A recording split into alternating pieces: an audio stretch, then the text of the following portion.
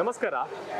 ಉಜಿರೆಯ ಶ್ರೀ ಜನಾರ್ದನ ಸ್ವಾಮಿ ದೇವಸ್ಥಾನದ ವೈಭವದ ಬ್ರಹ್ಮಕಲಶೋತ್ಸವಕ್ಕೆ ಸಕಲ ಸಿದ್ಧತೆಗಳು ಜೋರಾಗ್ತಾ ಇದೆ. ಸಾವಿರಾರು ಸಂಖ್ಯೆಯಲ್ಲಿ ಬೇರೆ ಬೇರೆ ಕಡೆಗಳಿಂದ ಬಂದು ಶ್ರಮದಾನವನ್ನು ಮಾಡ್ತಾ ಇದ್ದಾರೆ. ಬೇರೆ ಬೇರೆ ರೀತಿಯಲ್ಲಿ ಸೇವೆಯನ್ನು ಇಲ್ಲಿ ಮಾಡ್ತಾ ಇದ್ದಾರೆ. ಈ ಬಾರಿಯ ಬ್ರಹ್ಮಕಲಶೋತ್ಸವ ಇಡೀ ಕರ್ನಾಟಕ ರಾಜ್ಯಕ್ಕೆ ಒಂದು ಮಾದರಿ ಆಗ್ಲಿಕ್ಕಿದೆ ಅಂತ ನನ್ನ ಭಾವನೆ. ನಮ್ಮ ಜೊತೆಗೆ ಒಬ್ಬರು ವ್ಯಕ್ತಿ ಇದ್ದಾರೆ, ಈ ಕ್ಷೇತ್ರವನ್ನು ನಡೆಸ್ಕೊಂಡು ಹೋಗ್ತಾ ಇರುವಂಥವ್ರು. ತುಂಬ ಮೃದು ಸ್ವಭಾವಿ, ಅದರ ಜೊತೆಗೆ ಎಲ್ರಿಗೂ ಕೂಡ ಪ್ರೀತಿಯಿಂದ ಇರುವವರು, ಅಜಾತ ಶತ್ರು ಅಂತ ಹೇಳಿದ್ರೆ ತಪ್ಪಾಗ್ಲಿಕ್ಕಿಲ್ಲ ಅಂತಹ ಒಂದು ವ್ಯಕ್ತಿ, ಮೇರು ವ್ಯಕ್ತಿ ನಮ್ಮ ಜೊತೆಗಿದ್ದಾರೆ. ಅವರೇ ಶರತ್ ಕೃಷ್ಣ ಪಡವೆಟ್ನಾಯರ್. ಸರ್ ನಮಸ್ತೆ. ಮೊದಲ ಒಂದು ಪ್ರಶ್ನೆ ಏನು ಅಂತ ಹೇಳಿದ್ರೆ, ಈ ಬಾರಿಯ ಬ್ರಹ್ಮಕಲಶೋತ್ಸವ ಇಡೀ ಕರ್ನಾಟಕಕ್ಕೆ ಮಾದರಿ ಆಗ್ಲಿಕ್ಕೆ ಇದೆ ಅಂತ ಅನಿಸ್ತಾ ಇದೆ. ಯಾಕೆಂತ ಹೇಳಿದ್ರೆ ರಾಜಗೋಪುರ, ಬ್ರಹ್ಮರಥ, ಬ್ರಹ್ಮಕಲಶೋತ್ಸವ, ಪುಷ್ಪರಥ, ಅನ್ನಛತ್ರ ಎಲ್ಲವೂ ಕೂಡ ವಿಭಿನ್ನತೆಯಿಂದ ಈ ಉಜಿರೆಯಲ್ಲಿ ಈ ಬಾರಿ ಕಾಣಿಸ್ತಾ ಇದೆ. ಬಹಳ ಸಂತೋಷ ಆಗ್ತಾ ಇದೆ. ಇದು ಉಜಿರೆ ಅನ್ನುವಂಥದ್ದೇ ಒಂದು ಏನು ಊರು ಇದೆ, ಅದು ಒಂದು ವಿಭಿನ್ನವಾದಂಥದ್ದು. ಬಹುಶಃ ಈಗಿನಿಂದಲ್ಲ, ಇತಿಹಾಸದಿಂದಲೂ ಒಂದು ವಿಭಿನ್ನವಾದಂತಹ ಒಂದು ಹೆಸರನ್ನು ಗಳಿಸಿದಂತಹ ಊರು ಉಜಿರೆ. ಹಾಗಾಗಿ ಅಂತಹ ಇತಿಹಾಸ, ಅಂತಹ ಹಿನ್ನೆಲೆ ಇದ್ದ ಒಂದು ಊರು, ಆ ಊರಿನ ದೇವಸ್ಥಾನ ಜನಾರ್ದನ ದೇವಸ್ಥಾನ ಅತ್ಯಂತ ಪ್ರಾಚೀನ ದೇವಸ್ಥಾನಗಳಲ್ಲಿ ಒಂದು. ಇವತ್ತು ನೀವು ಹೇಳಿದ ಹಾಗೆ ಕೇವಲ ಉಜಿರೆಯ ಊರು ಮಾತ್ರ ಅಲ್ಲ, ತಾಲೂಕು, ಜಿಲ್ಲೆ ಮತ್ತು ನಮ್ಮ ರಾಜ್ಯವನ್ನು ಮೀರಿ ಕೂಡ ಆ ವ್ಯಾಪ್ತಿಯಲ್ಲಿ ಜನರು ಬಂದು ಇಲ್ಲಿ ಸೇವೆಯನ್ನು ಮಾಡ್ತಾ ಹೋಗ್ತಾ ಇರುವಂಥದ್ದು ಒಂದು ಬಹಳ ಒಂದು ಅಭಿಮಾನವನ್ನು ಒಕ್ಕಿಸುವಂತಹ ಒಂದು ಕ್ಷಣ. ನಮಗೆ ಇದನ್ನೆಲ್ಲ ನೋಡುವಾಗ ಬಹಳ ಮನಸ್ಸು ತುಂಬಿ ಬರ್ತದೆ. ಯಾಕೆಂತ ಹೇಳಿದರೆ ಈ ದೇವಸ್ಥಾನದ ಬೆಳವಣಿಗೆಯನ್ನು ನೋಡಿದರೆ ನಾವು ಒಂದು ರೀತಿ 2025 ಹಿಂದಿನ ಒಂದು ಜನಾರ್ದನ ದೇವಸ್ಥಾನ, 2026 ಒಂದು ಜನಾರ್ದನ ದೇವಸ್ಥಾನ, ಈ ಎರಡು ಭಾಗವಾಗಿ ವಿಂಗಡಿಸಬಹುದು. ಅಂತಹ ಒಂದು ಏನು ನವೀಕರಣ ಕೆಲಸ ಅಥವಾ ಒಂದು ಬದಲಾವಣೆ ಇಲ್ಲಿ ಆಗಿದೆ ಅನ್ನುವಂಥದ್ದನ್ನು ನಾವು ಇಲ್ಲಿ ನೋಡ್ತೀವಿ. ಅನೇಕರು ಹೇಳ್ತಾ ಇದ್ರು, ತಂದೆಗೆ ತಕ್ಕ ಮಗ, ಮೃದು ಸ್ವಭಾವಿ, ಎಲ್ಲ ವಿಚಾರಗಳ ಬಗ್ಗೆ ನಿಮ್ಮ ಬಗ್ಗೆ ಅನೇಕರು ಮಾತಾಡುವಂಥ ಸಂದರ್ಭದಲ್ಲಿ ಹೊಗಳಿಕೆ ಇರೋದು ಬಿಟ್ಟರೆ ಬೇರೆ ಏನೂ ಇಲ್ಲ.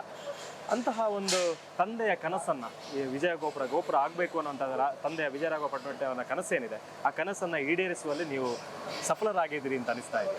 ಖಂಡಿತವಾಗಿ. ಆದರೆ ತಂದೆಯವರ ವ್ಯಕ್ತಿತ್ವ ಬಹಳ ಮೇರು ವ್ಯಕ್ತಿತ್ವ, ಅದಕ್ಕೆ ನನ್ನನ್ನು ತುಲನೆ ಮಾಡುವ ಹಾಗೆ ಇಲ್ಲ. ಯಾಕಂದರೆ ನಾನು ಈಗ ಅಂಬೆಗಾಲು ಇಡ್ತಾ ಇರುವಂತಹ ವ್ಯಕ್ತಿ ದೇವಸ್ಥಾನದ ಏನು ಮುಕ್ತೇಶ್ವರಿಕೆಯಲ್ಲಿ. ಆದರೆ ನನಗೆ ಬಹಳ ಸಂತೋಷ ಇದೆ, ಇವತ್ತು ಊರಿನವರ ಮತ್ತು ಭಕ್ತಾದಿಗಳ ಎಲ್ಲ ಅಭಿಮಾನದಿಂದ ಮೂಲಕ ಇವತ್ತು ತಂದೆಯವರೇನು ದೊಡ್ಡ ಕನಸು ಕಂಡಿದ್ದರು, ದೇವಸ್ಥಾನ ಈ ರೀತಿ ಬೆಳವಣಿಗೆ ಆಗಬೇಕು ಅಂತ ಹೇಳಿ. ಬಹುಶಃ ಅವರ ಕೈಯಿಂದ ಆಗಲಿಲ್ಲ. ಅವರು ಕಂಡಂತಹ ಕನಸನ್ನು ನನಸು ಮಾಡುವಂಥದ್ದು ನಮ್ಮ ಕರ್ತವ್ಯ. ಒಬ್ಬ ಆಡಳಿತ ಮುಕ್ತೇಶ್ವರನಾಗಿ, ಅವರ ಪುತ್ರನಾಗಿ ಮತ್ತು ಊರವರು ಇವರೆಲ್ಲ ಸೇರಿ ಅವರ ಕನಸನ್ನು ನನಸು ಮಾಡಲೇಬೇಕು ಅನ್ನುವಂತಹ ಪಣವನ್ನು ತೊಟ್ಟು ಅವರು ಕಂಡಂಥ ಕನಸಿಗೆ ಸರಿಯಾಗಿ ಸ್ಪಂದಿಸಿಕೊಂಡು ಇವತ್ತು ಆಗ್ತಾ ಇರುವಂಥದ್ದು ನಮ್ಮ ಪೂರ್ವ ಜನ್ಮದ ಸುಕೃತ ಫಲ ಅಂತ ಹೇಳಿ ನಾವು ಭಾವಿಸ್ತೇವೆ. ಬೇರೆ ಬೇರೆ ಊರುಗಳಿಂದ ಶ್ರಮದಾನಕ್ಕೆ ಇಲ್ಲಿ ಬಂದಿದ್ದಾರೆ. ಎಲ್ಲ ಕೆಲಸಗಳು, ಕಸ ಗುಡಿಸುವಂತ ಹೇಳೋದು, ಚಪ್ಪರ ಕಟ್ಟುವವರೆಗೂ ಬೇರೆ ಬೇರೆ ಊರುಗಳಿಂದ ಬರೋದು. ಇದು ನಿಮ್ಮ ಮೇಲಿನ ಅಭಿಮಾನ, ಜನಾರ್ದನ ಸ್ವಾಮಿ ಮೇಲಿನ ಒಂದು ಭಕ್ತಿ, ನಿಮ್ಮ ಹಿರಿಯವರಾದಂತಹ ವಿಜಯರಾಘವ ಪಟ್ಟಣವರ ಮೇಲಿದ್ದಂತಹ ಪ್ರೀತಿ. ಈ ಸಂದರ್ಭದಲ್ಲಿ ನಿಮಗೆ ಏನು ಅನಿಸ್ತಾ ಇದೆ? ಜನರ ಬಗ್ಗೆ ಏನು ಹೇಳಲಿಕ್ಕೆ ಬಯಸ್ತೀರಾ?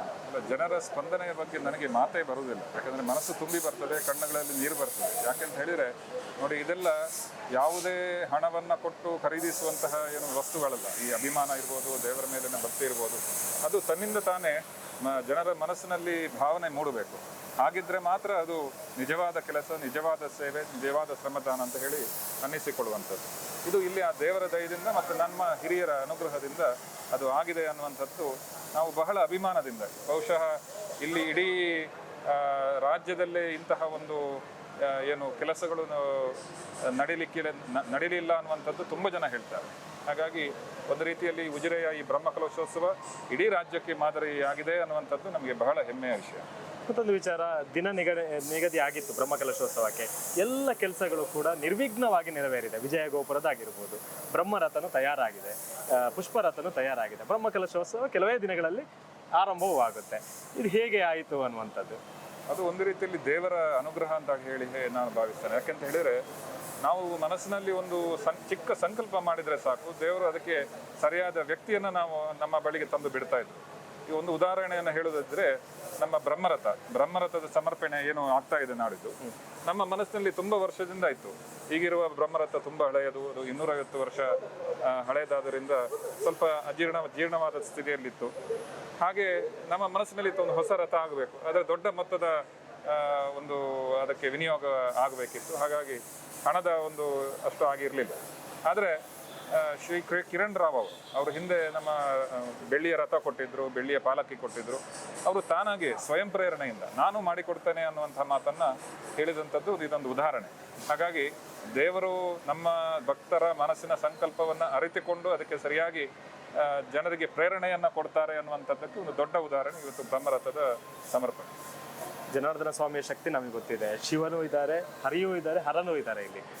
ಈ ಸಂದರ್ಭದಲ್ಲಿ ಇಲ್ಲಿನ ಒಂದು ಹಿನ್ನೆಲೆಯನ್ನ ಹೇಳೋದಾದ್ರೆ, ಭಕ್ತರಿಗೆ ಒಂದು ಮತ್ತಷ್ಟು ಕಾರ್ಣಿಕವನ್ನು ತಿಳಿಸುವಂತ ಪ್ರಯತ್ನ ಮಾಡೋದಾದ್ರೆ ಏನು ಹೇಳಲಿಕ್ಕೆ ಬಯಸ್ತೀರಾ? ನೀವು ಹಿಂದೆ ನೋಡಿದಂಥ ದೇವಸ್ಥಾನಕ್ಕೂ ಈಗಿನ ದೇವಸ್ಥಾನಕ್ಕೆ ಏನು ಒಂದು ವಿಶೇಷತೆ ಇದೆ? ಹಿಂದೆ ಸುಮಾರು ಒಂದು 40 ವರ್ಷ 50 ವರ್ಷ ಹಿಂದಕ್ಕೆ ಹೋದರೆ ಬಹುಶಃ ಇದು ಬಹಳ ಪಾಳು ಬಿದ್ದಂತಹ ಸ್ಥಿತಿಯಲ್ಲೇ ಇದೆ ಅನ್ನುವಂಥದ್ದನ್ನು ನಾವು ಗಮನಿಸಬೇಕು. ಆದರೆ ಮಾನ್ಯ ಕೀರ್ತಿಶೇಷ ವಿಜಯರಾಘವ ಪಡವೇಟ್ನಾಯರ ಶ್ರಮವನ್ನು ಇಲ್ಲಿ ನಾವು ಖಂಡಿತವಾಗಿಯೂ ನಾವು ಇಲ್ಲಿ ಅವರನ್ನು ಸ್ಮರಿಸಬೇಕು. ಯಾಕೆಂತ ಹೇಳಿದ್ರೆ ಆಗಿನ ಕಾಲದಲ್ಲಿ ಜನಗಳಿಗೆ ದೇವರ ಬಗ್ಗೆ ಭಕ್ತಿ ಅಭಿಮಾನಗಳಿತ್ತು. ಆದರೆ ಒಂದು ನಮ್ಮ ಒಂದು ಶ್ರದ್ಧಾ ಕ್ಷೇತ್ರ, ಧಾರ್ಮಿಕ ಶ್ರದ್ಧಾ ಕೇಂದ್ರ ಅದು ಬೆಳವಣಿಗೆ ಆಗಬೇಕು, ಒಳ್ಳೆಯ ರೀತಿಯಲ್ಲಿ ನಡಿಬೇಕು ಅನ್ನುವಂಥ ಒಂದು ಜಾಗೃತಿ ಇರಲಿಲ್ಲ. ಮತ್ತು ಅದಕ್ಕೆ ಸರಿಯಾಗಿ ಆರ್ಥಿಕ ಸಂಪನ್ಮೂಲಗಳ ಕೊರತೆ ಕೂಡ ಇತ್ತು. ಹಾಗಾಗಿ ಆಗಿನ ಕಾಲದಲ್ಲಿ ಅದಷ್ಟು ಬೆಳವಣಿಗೆ ಆಗಲಿಲ್ಲ. ಆದರೆ ಈಗ ದೇವರು ಎಲ್ಲರಿಗೂ ಬೇಕಾದಷ್ಟು ಆರ್ಥಿಕ ಸಂಪನ್ಮೂಲ ಇರ್ಬೋದು ಅಥವಾ ಏನೆಲ್ಲ ಬೇರೆ ಬೇರೆ ಸಂಪನ್ಮೂಲಗಳನ್ನು ಕೊಟ್ಟಿದ್ದಾರೆ. ಆ ದೃಷ್ಟಿಯಲ್ಲಿ ಇವತ್ತು ದೇವರ ಮೇಲಿನ ಅಭಿಮಾನದಿಂದ ಇವತ್ತು ಎಲ್ಲರ ಸಹಕಾರ ಇವತ್ತು ಸಿಕ್ಕಿ ಇಂತಹ ಒಂದು ದೊಡ್ಡ ಕೆಲಸ ಆಗ್ತಾ ಇರುವಂಥದ್ದು ಬಹಳ ಒಂದು ಉತ್ತಮ ಬೆಳವಣಿಗೆ ಅಂತ ಹೇಳಲಿಕ್ಕೆ ಬಯಸ್ತಾ ಇದ್ದಾರೆ. ಜನಾರ್ದನ ದೇವರು ಏನು ಕೊಡ್ತಾರೆ ನಮಗೆ ಅದು ಶಾಶ್ವತವಾದಂಥದ್ದು. ಹಾಗಾಗಿ ಇವತ್ತು ಅನೇಕ ಮಂದಿ ಉಜಿರೆಯಲ್ಲಿ ಮತ್ತು ಉಜಿರೆಯ ಹೊರಭಾಗದಲ್ಲಿ ನಿಮಗೆ ಸಿಗ್ತಾರೆ. ಜನಾರ್ದನ ದೇವರ ಒಂದು ವರದಿಂದಾಗಿ ಅವರು ಬಹಳ ಒಳ್ಳೆಯ ಅಭಿವೃದ್ಧಿಯನ್ನು ಕಂಡಿದ್ದಾರೆ. ಅದು ಪವಾಡಗಳು ಅಂತ ಹೇಳಿ ನಾವು ಈ ಸಂದರ್ಭದಲ್ಲಿ ಹೇಳಲಿಕ್ಕೆ ಬಯಸುತ್ತಾರೆ. ಬ್ರಹ್ಮಕಲಶೋತ್ಸವದ ತಯಾರಿಗಳ ಬಗ್ಗೆ ಕೇಳೋದಾದ್ರೆ, ಯಾಕೆಂತ ಹೇಳಿದ್ರೆ 2 ದಿನದಲ್ಲಿ ಇನ್ನು ಬ್ರಹ್ಮಕಲಶೋತ್ಸವ ಆರಂಭವಾಗುತ್ತೆ. 2ರಿಂದನೇ ಬ್ರಹ್ಮಕಲಶೋತ್ಸವ ಆರಂಭ ಆಗಿದೆ ಅಂತ ಅನಿಸ್ತಾ, ಅಂದ್ರೆ ಇವತ್ತಿಂದನೇ ಆರಂಭ ಆಗಿದೆ ಅಂತ ಅನಿಸ್ತಾ ಇದೆ. ಏನು ಅನಿಸ್ತಾ ಇದೆ? ಮತ್ತೆ ಕಾರ್ಯಕ್ರಮಗಳು ಹೇಗಿರುತ್ತೆ? ಯಾವ ರೀತಿಯಾದ ಯೋಜನೆಗಳನ್ನ ನೀವು ಈ ಬಾರಿಯ ಬ್ರಹ್ಮಕಲಶೋತ್ಸವದಲ್ಲಿ ಹಾಕೊಂಡಿದ್ದೀರಿ? ಈ ಬಾರಿಯ ಬ್ರಹ್ಮಕಲಶದಲ್ಲಿ ನಿರಂತರವಾಗಿ ಧಾರ್ಮಿಕ ಸಭಾ ಕಾರ್ಯಕ್ರಮಗಳಿರ್ಬೋದು, ಸಾಂಸ್ಕೃತಿಕ ಕಾರ್ಯಕ್ರಮಗಳಿರ್ಬೋದು, ಅನ್ನ ಸಂತರ್ಪಣೆ ಇರ್ಬೋದು, ಮತ್ತೆ ದೇವಾಲಯದ ಒಳಗಿನ ನಡೆಯುವಂತಹ ಧಾರ್ಮಿಕ ವಿಧಿವಿಧಾನಗಳು, ಮತ್ತೆ ಯಾಗ ಮಂಟಪದಲ್ಲಿ ನಡೆಯುವಂತಹ ಬೇರೆ ಬೇರೆ ಯಾಗಗಳು, ಇದೆಲ್ಲ ನಿರಂತರವಾಗಿ ಈ 9 ದಿನಗಳ ಕಾಲ ಕೂಡ ನಿರಂತರವಾಗಿ ನಡೀಲಿಕ್ಕಿದೆ. ಅದಕ್ಕೆ ಬೇಕಾದಂತಹ ದೊಡ್ಡ ಮಟ್ಟದ ಸಿದ್ಧತೆ. ತಾವು ಅಲ್ಲಿ ಅನ್ನಛತ್ರದ ವೀಕ್ಷಣೆಯನ್ನ ಮಾಡ್ಬೋದು. ಅನ್ನಛತ್ರದ ಒಂದು ಅದನ್ನು ನೋಡುವಾಗಲೇ ನಾವು ಬಹಳ ಮನಸ್ಸು ತುಂಬಿ ಬರ್ತದೆ. ಅಂತಹ ಅದ್ಭುತವಾದಂತಹ ಒಂದು ಅನ್ನಛತ್ರ. ಆಮೇಲೆ ಸಭಾ ಚಪ್ಪರಗಳು, ರಥಬೀದಿಯ ಅಲಂಕಾರಗಳು, ಕಾರ್ಯಾಲಯದ ಏನು ಸಿದ್ಧತೆಗಳು ಇದೆ, ಇದೆಲ್ಲ ಅಲಂಕಾರಗಳು, ನಗರ ಅಲಂಕಾರ, ಇದೆಲ್ಲ ಬಹುಶಃ ಎಲ್ಲೂ ಕಾಣದಂತಹ ಅಲಂಕಾರಗಳು ಇಂಥದ್ದೆಲ್ಲ ನಾವು ನೋಡ್ಲಿಕ್ಕೆ ಸಿಗ್ತದೆ. ಈ 9 ದಿನಗಳ ಕಾಲದಲ್ಲಿ ಒಂದು ದಿನ ಅತ್ಯಂತ ಮುಖ್ಯವಾದದ್ದು ಅಂತ ನಿಮ್ಗೆ ಏನು ಅನಿಸ್ತದೆ? ಎಲ್ಲ ದಿನಗಳು ಮುಖ್ಯನೇ, ಆದ್ರೂ ಕೂಡ ಆ ಕಾರ್ಯಕ್ರಮಕ್ಕೆಲ್ಲ 9 ದಿನಗಳಲ್ಲಿ 3 ದಿನ ಬಹಳ ಮುಖ್ಯ ಅಂತ ಹೇಳಿ ನಾನು ಭಾವಿಸ್ತೇನೆ. ಒಂದು 4ನೇ ತಾರೀಕು ಏನು ವಿಜಯ ಗೋಪುರ ಇದೆ ಅದರ ಉದ್ಘಾಟನೆ, ಆಮೇಲೆ 8ನೇ ತಾರೀಕು ಬ್ರಹ್ಮರಥದ ಸಮರ್ಪಣೆ, ಹಾಗೆ 11ನೇ ತಾರೀಕು ಮಧ್ಯಾಹ್ನಕ್ಕೆ ಬ್ರಹ್ಮಕಲಶ, ಮತ್ತೆ ರಾತ್ರಿ ರಥೋತ್ಸವ, ನೂತನ ರಥದಲ್ಲಿ ರಥೋತ್ಸವ. ಇದು 3 ಪ್ರಮುಖ ದಿನಗಳು. ಬ್ರಹ್ಮರಥದಲ್ಲಿ ಈ ಬಾರಿ ಜನಾರ್ದನ ಸ್ವಾಮಿ ಕುತ್ಕೊಂಡು ಎಲ್ಲರಿಗೂ ಆಶೀರ್ವಾದ ಮಾಡಲಿಕ್ಕಿದ್ದಾರೆ. ಎಂಥ ಒಂದು ವಿಭಿನ್ನತೆ ಅಂತ ಅನಿಸ್ತಾ ಇದೆ. ಯಾಕೆಂತ ಹೇಳಿದ್ರೆ ಆ ದಿನ ಎಲ್ಲರೂ ಕೂಡ ನೆನಪಿನ ದಿನ, ಹೊಸ ಬ್ರಹ್ಮರಥ, ಬ್ರಹ್ಮಕಲಶೋತ್ಸವ ಎಲ್ಲವೂ ಕೂಡ ಒಂದೇ ದಿನ ಬರ್ತಾ ಇದೆ ಅಂತ ಹೇಳಿದ್ರೆ ಅದು ಬಹುಶಃ ನಮ್ಮ ಯೋಗ, ಈ ಊರಿನವರ ಯೋಗ, ನಮ್ಮ ಯೋಗ, ಇಲ್ಲ ಭಕ್ತರ ಯೋಗ ಅಂತ ಹೇಳಬೇಕು. ಯಾಕಂತ ಹೇಳಿದ್ರೆ ಈ ಹೊಸ ರಥ ಅನ್ನುವಂಥದ್ದು ಇನ್ನೊಂದು 2-3 ತಲೆಮಾರುಗಳಿಗೆ ಅದು ಬರುವಂತಹ ಯೋಗ, ಕಾಣುವಂತಹ ಯೋಗ ಇಲ್ಲ. ಹಾಗಾಗಿ ನಾವು ಧನ್ಯರು. ಇನ್ನೊಂದು ಹೊಸ ರಥ ಕಾಣಬೇಕು ಅಂತಿದ್ರೆ ಇನ್ನೊಂದು 2-3 ತಲೆಮಾರು ಹೋಗಬೇಕು. ಹಾಗಾಗಿ ನಾವೆಲ್ಲ ಭಾಗ್ಯವಂತರು. ಅಂತಹ ಐತಿಹಾಸಿಕ ಕ್ಷಣದಲ್ಲಿ ನಾವು ಇದ್ದೇವೆ ಅನ್ನುವಂಥದ್ದನ್ನೇ ನಾವು ಬಹಳ ಧನ್ಯತೆಯಿಂದ ನಾವು ಒಪ್ಪಿಕೊಳ್ಬೇಕು. ಅದ್ರ ಜೊತೆಗೆ ಪೂಜ್ಯ ಕಾವಂದರ ನಿರಂತರವಾಗಿ ಮಾರ್ಗದರ್ಶನ ಇದೆ, ಹರ್ಷೇಂದ್ರ ಕುಮಾರ್ ಅವರ ಮಾರ್ಗದರ್ಶನ ಇದೆ. ಪ್ರಮುಖವಾಗಿ ಈ ಕ್ಷೇತ್ರಕ್ಕೂ ಮತ್ತು ಧರ್ಮಸ್ಥಳ ಕ್ಷೇತ್ರಕ್ಕೂ ಅವಿನಾಭಾವ ಸಂಬಂಧ ಇದೆ. ಇಲ್ಲಿನ ಧರ್ಮದೈವಗಳಿಗೂ ಮತ್ತು ಅಲ್ಲಿನ ಧರ್ಮದೈವಗಳಿಗೂ ಸಂಬಂಧ ಇದೆ. ಆ ಹಿನ್ನೆಲೆಯನ್ನು ಕೆದಕೋದಾದ್ರೆ ಏನು? ಅದು ನಿಮಗೆಲ್ಲ ತಿಳಿದಿರೋ ಹಾಗೆ ಧರ್ಮಸ್ಥಳ ಮತ್ತು ಉಜಿರೆ ಒಂದು ರೀತಿಯಲ್ಲಿ ಹೇಳುವುದಾದರೆ ಒಂದೇ ಹೊಕ್ಕಳ ಬಳ್ಳಿಯನ್ನು ಇಟ್ಟುಕೊಂಡು ಹುಟ್ಟಿದಂತಹ 2 ಊರುಗಳು. ಯಾಕೆಂದರೆ ಕೇವಲ ವ್ಯಕ್ತಿಗಳ ಅಥವಾ ವ್ಯಾವಹಾರಿಕವಾಗಿ ಸಂಬಂಧ ಮಾತ್ರ ಅಲ್ಲ, ದೈವ ದೇವರುಗಳ ಸಂಬಂಧ ಇದು ಬಹಳ ಮುಖ್ಯ. ಹಿರಿಯರು ಅದನ್ನು ಹಾಕಿಕೊಟ್ಟಂಥದ್ದು, ಹೀಗೆ ಇರಬೇಕು, ಶಾಶ್ವತವಾಗಿ ಇರಬೇಕು ಅನ್ನುವಂಥದ್ದನ್ನು ಹಿರಿಯರು ಅದನ್ನು ಮಾಡಿದಂಥದ್ದು. ಇದು ಇವತ್ತಿನವರೆಗೂ ನಡೀತಾ ಇರುವಂಥದ್ದು. ಅದು ನಮ್ಮ ದೇವರ ದಯ, ಮಂಜುನಾಥ ಸ್ವಾಮಿ ಮತ್ತು ಜನಾರ್ದನ ಸ್ವಾಮಿ. ಎರಡು ದೇವರುಗಳಿಗೆ ತಕ್ಕ ಹಾಗೆ ಪೂಜ್ಯ ಕಾವಂದರು ಕೂಡ ಅದಕ್ಕೆ ಸರಿಯಾಗಿ ನಮಗೆ ಇಲ್ಲಿಯ ಕೆಲಸಗಳಿಗೆ ಸ್ಪಂದನೆ ಕೊಟ್ಟುಕೊಂಡು ಮಾರ್ಗದರ್ಶನ, ಹೆಜ್ಜೆ ಹೆಜ್ಜೆಗೂ ಅವರ ಆಶೀರ್ವಾದ, ಮಾರ್ಗದರ್ಶನ ಮಾಡಿಕೊಂಡು ಈ ಕ್ಷೇತ್ರದ ಬೆಳವಣಿಗೆಯಲ್ಲಿ ದೊಡ್ಡ ಪಾತ್ರವನ್ನು ಅವರು ವಹಿಸಿದ್ದಾರೆ. ಅದರ ಜೊತೆಗೆ ಅವರ ಸಹೋದರ ಶ್ರೀ ಹರ್ಷೇಂದ್ರ ಕುಮಾರ್ ಅವರು ಕೂಡ ಪ್ರತಿದಿನ ನನಗೆ ದೂರವಾಣಿಯಲ್ಲಿ ಕರೆ ಮಾಡಿ ನನಗೆ ಮಾರ್ಗದರ್ಶನವನ್ನು ಮಾಡಿ, ನಾವಿದ್ದೇವೆ ನಿಮ್ಮ ಜೊತೆ, ನೀವು ಕೆಲಸವನ್ನು ಮುಂದುವರೆಸಿ ಅನ್ನುವಂತಹ ಒಂದು ಧೈರ್ಯದ ಮಾತನ್ನು, ವಿಶ್ವಾಸದ ಮಾತನ್ನು ಅವರು ಪದೇ ಪದೇ ನಮಗೆ ಹೇಳ್ತಾ ಇದ್ದು ನಮಗೆ ಹುರಿದುಂಬಿಸ್ತಾ ಇದ್ದಾರೆ. ಆಗಲೇ ಹೇಳಿದ್ರಿ, ಈಗಿನ ಜನಾರ್ದನ ದೇವಸ್ಥಾನಕ್ಕೂ ಹಿಂದಿನ ಜನಾರ್ದನ ದೇವಸ್ಥಾನಕ್ಕೂ ವ್ಯತ್ಯಾಸ ಇದೆ ಅಂತ. ಅಲ್ಲಿ ಬರುವಂಥ ಸಂದರ್ಭದಲ್ಲಿ ಸಂಪೂರ್ಣವಾಗಿ ಬದಲಾಗಿದೆ. ಮೇಲ್ಛಾವಣಿ ಆಗಿರ್ಬೋದು, ಅದರ ಜೊತೆಗೆ ಈಗ ಹೊಸ ಹೊಸ ಲೋಹಗಳ ಕೂಡ ಬಳಕೆ ಮಾಡಿದ್ದೀರಿ. ಏನು ಅನಿಸ್ತಾ ಇದೆ ಈ ಬದಲಾವಣೆಗಳನ್ನು ನೋಡಿದಂಥ ಸಂದರ್ಭದಲ್ಲಿ? ನೀವು ಅನ್ಕೊಂಡಿದ್ರಾ ಈ ಥರ ಆಗುತ್ತೆ, ನಾವು ಬ್ರಹ್ಮಕಲಶ ಈ ರೀತಿ ಮಾಡ್ತೀವಿ ಅನ್ನುವಂಥದ್ದನ್ನು ಏನಾದ್ರು ಅನ್ಕೊಂಡಿದ್ರು? ನೋಡಿ, ನೀವು ಆಗ ದೇವರ ಪವಾಡದ ಬಗ್ಗೆ ಹೇಳಿ ಅಂತ ಹೇಳಿದ್ರು. ಇದೇ ದೇವರ ಪವಾಡ. ನಾವು ಆರಂಭ ಮಾಡಿದ್ದು ಕೇವಲ ವಿಜಯ ಗೋಪುರಕ್ಕೆ ಮಾತ್ರ. ಫೆಬ್ರವರಿ 17ಕ್ಕೆ ಶಿಲಾನ್ಯಾಸ ಹಾಕಿದ್ದು ವಿಜಯ ಗೋಪುರಕ್ಕೆ.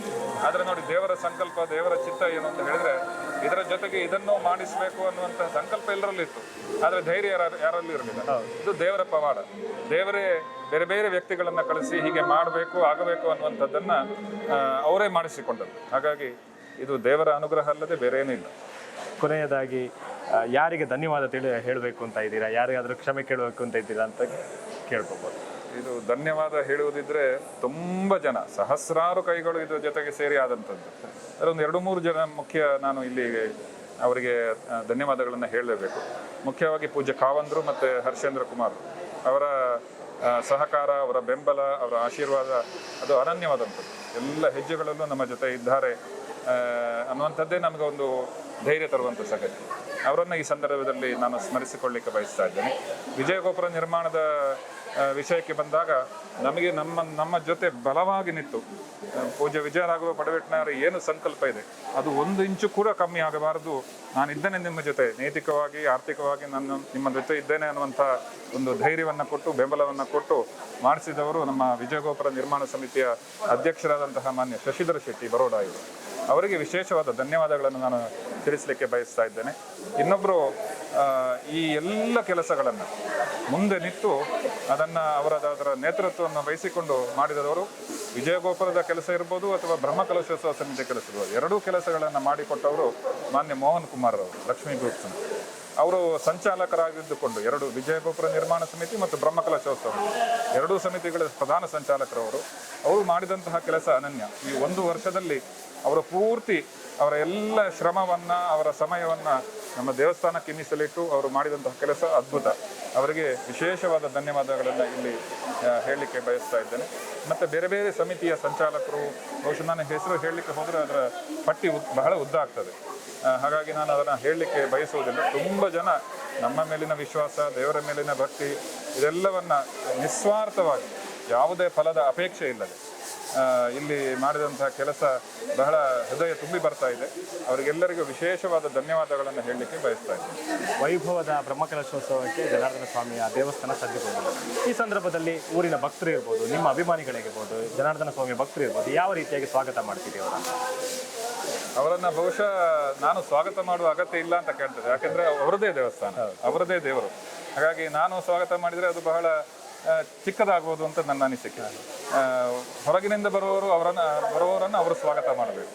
ಹಾಗಾಗಿ ಅವರದೇ ದೇವಸ್ಥಾನ, ಅವರದೇ ಕ್ಷೇತ್ರ, ಅವರಿಗೆ ಹೇಗೆ ಬೇಕೋ ಅವರು ಇದನ್ನು ತೊಡಗಿಸಿಕೊಳ್ಬೋದು. ಹಾಗಾಗಿ ನಾಳೆ ದಿನ ಕಾರ್ಯಕ್ರಮ ಏನು ಅಂತ ಹೇಳಿದರೆ ನಮ್ಮ ಜನಗಳ ಹೆಸರೇ ಜನಾರ್ದನ, ಜನರಿಗೆ ಬೇಕಾದಂತಹ ಒಂದು ದೇವರೇ ಜನಾರ್ದನ.